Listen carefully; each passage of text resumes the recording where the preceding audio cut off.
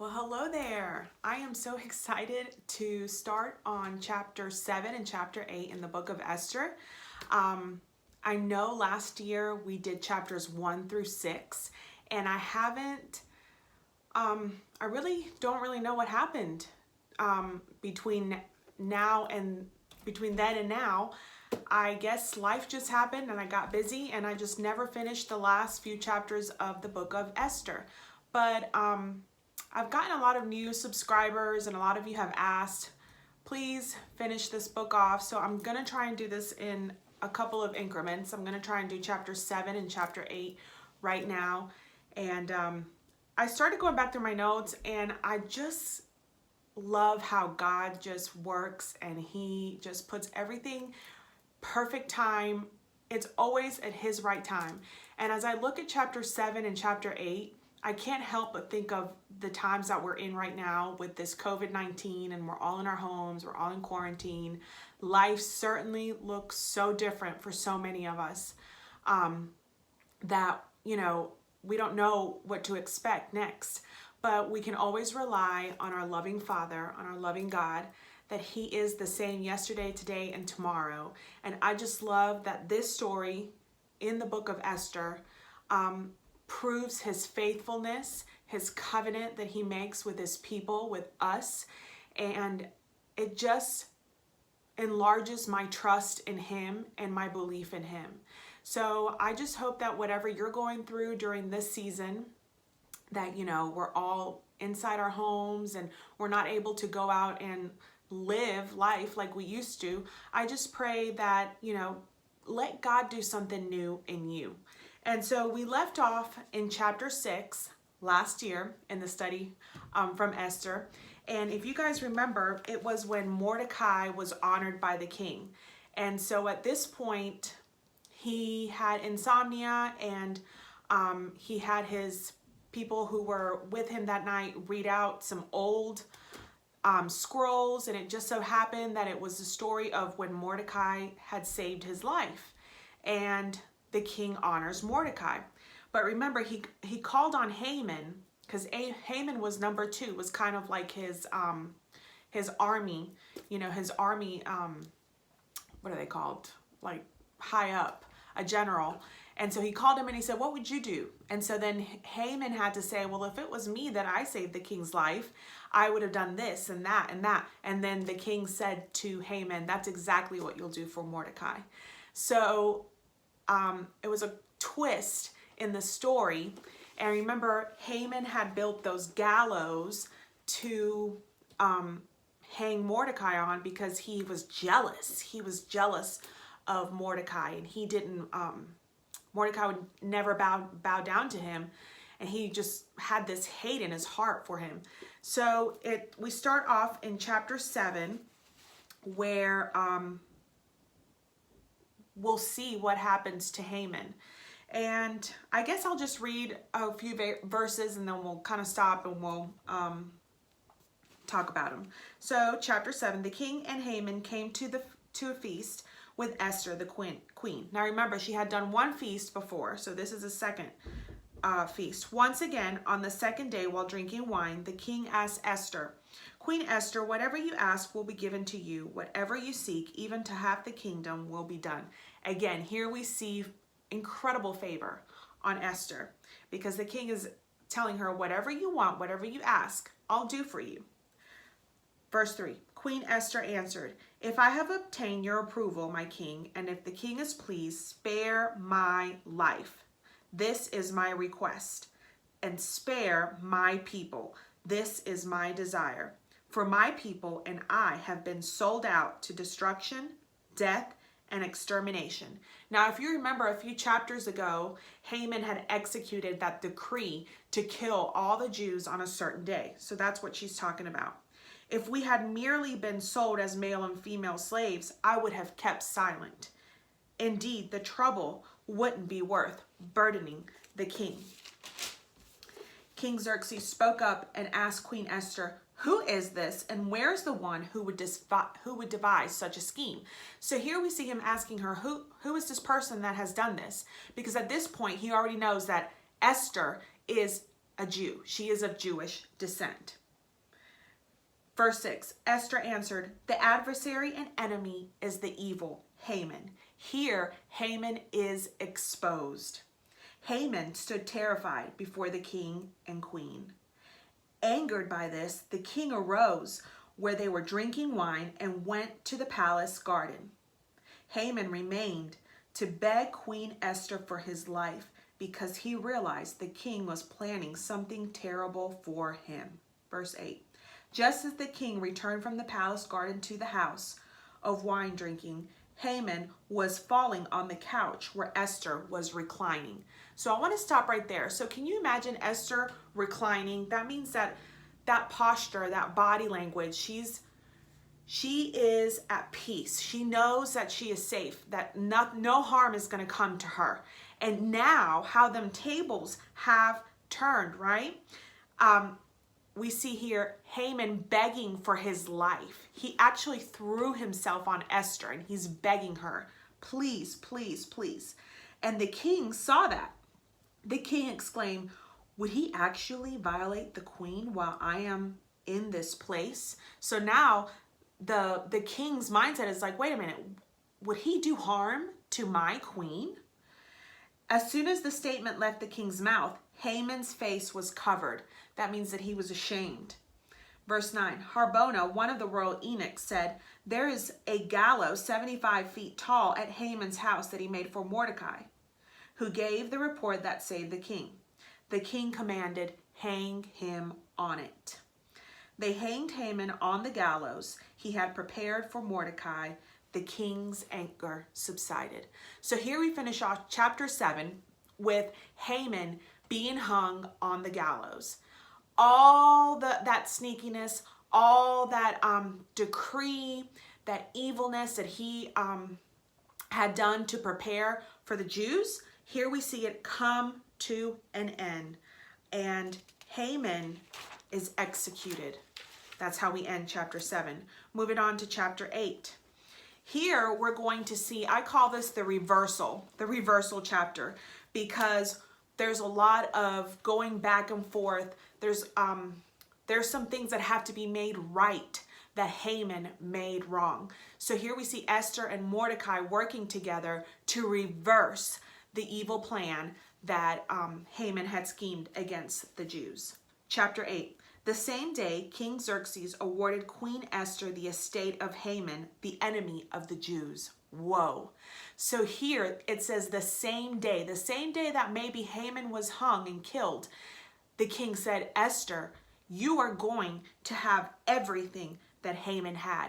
And from what we read, we know that Haman was a pretty wealthy man. Mordecai entered the king's presence because Esther had revealed her relationship to Mordecai. So here she had revealed that Mordecai was her uncle.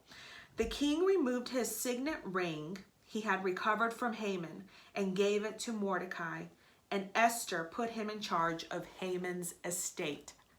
So here we see the signet ring, which is like almost the king giving him that general, that power, to Haman. He's given it to Haman, and Esther puts him in charge of the estate. Verse 3. So let me just back up a little bit. King Xerxes gave Esther Haman's estate, everything he owned, his possessions. We know that he was wealthy. The king took his signet ring, gave it to Mordecai. All authority has been entrusted to Mordecai. How about that? Mordecai the Jew. Mordecai has now the authority, and this is why I call this chapter the reversal chapter. He has the authority to reverse the destruction that Haman had planned against the Jews. He has the signet ring. So that means that now he has the authority to do a decree and put the king's seal on it, right? He's number 2 in the kingdom. And I want to note that faithful service, Mordecai's faithful service to the king brought him a reward. And I want to take a moment and just pause here in our lives. Our faithful service what we do unto the Lord, what we do in secret, what we continually do, our faithful service brings rewards in due season. And so I just want to encourage you with that little word of nugget. Sometimes we feel like we labor and labor and labor and we don't see the fruits of our labors, but I'm telling you, in due season, you are going to see a harvest. Your hard work will be reaping. Trust me, this is something I've been doing now for 4 years, and each year is different. Each year I see something beautiful, God doing something beautiful in my ministry. And I kind of took a break last year, and I just have seen how the Lord has just moved in ways that I tried to do things in my own power, but God says, no, you can't do it in your own power. Just let me do it, Christina. And he just goes in and he just does what only he can do. And it's amazing. It's amazing. I stand back and in awe of the things that he's done. So being faithful in your service will bring you beautiful rewards later on. So between verse 2 and verse 3, some time has passed, right? So let's go to verse 3. Then Esther addressed the king again. She fell at his feet, wept, and begged him to revoke the evil plan of Haman and his plot he had devised against the Jews. So here we see again Esther pleading to the king. I'm safe. She's thinking, I'm safe now, but now I need you to do something for my people. The king extended the gold scepter towards Esther, so she got up and stood before the king. She said, if it pleases the king and I have found approval before him, if the matter seems right to the king and I am pleasing in his sight, let the royal edict be written. Let it revoke the document scheming Haman, son of Hammedatha the Agagite, wrote to destroy for the Jews who are all in the king's provinces. Now remember, this is the Persian Empire, and there are so many towns, lots of land. For how could I bear to see the disaster that would come on my people? How could I bear to see the destruction of my relatives? Verse 7, King Xerxes said to Esther the queen and to Mordecai the Jew, look, I have given Haman's estate to Esther, and he was hanged on the gallows because he attacked the Jews. Verse 8, you may write in the king's name whatever pleases you concerning the Jews, and seal it with the royal signet ring.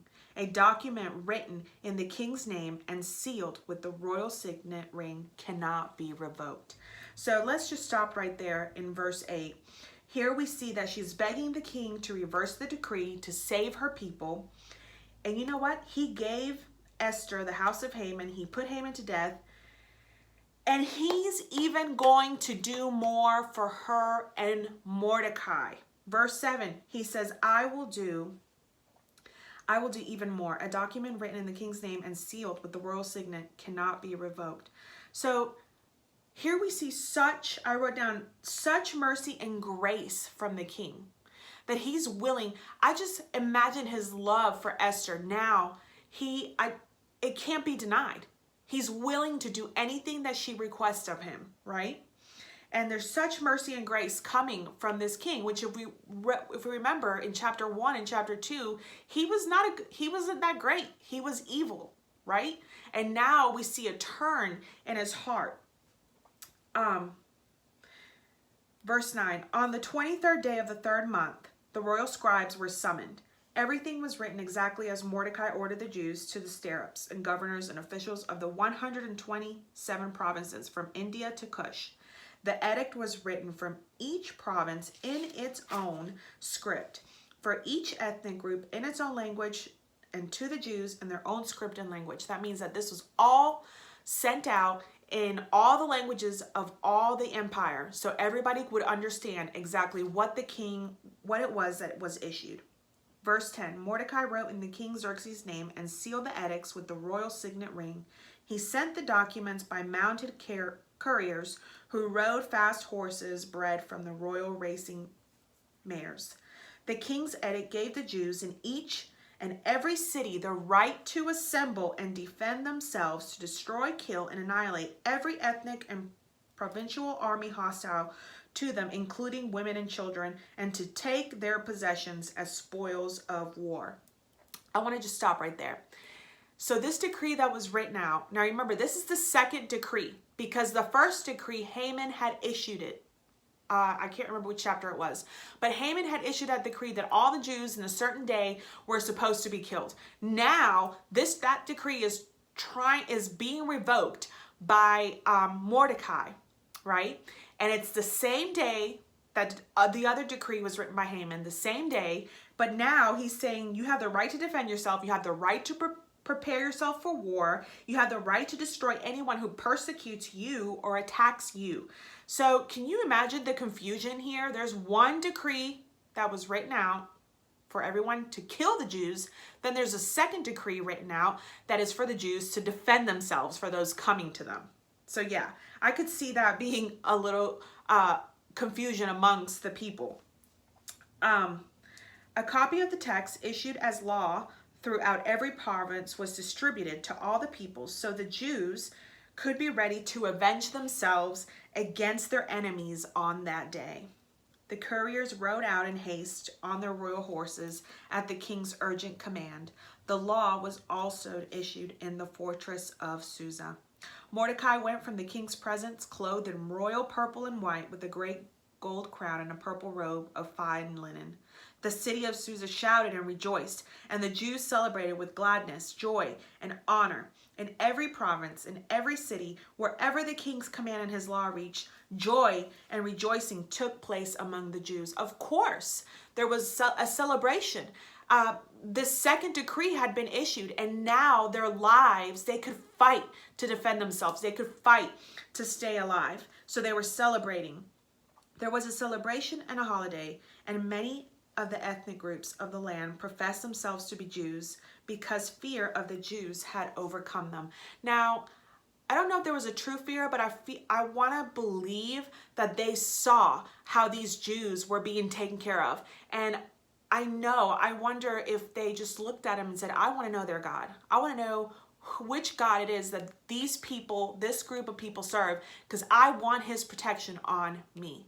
When I read that, and many of the ethnic groups of the land profess themselves to be Jews because fear of the Jews had overcome them.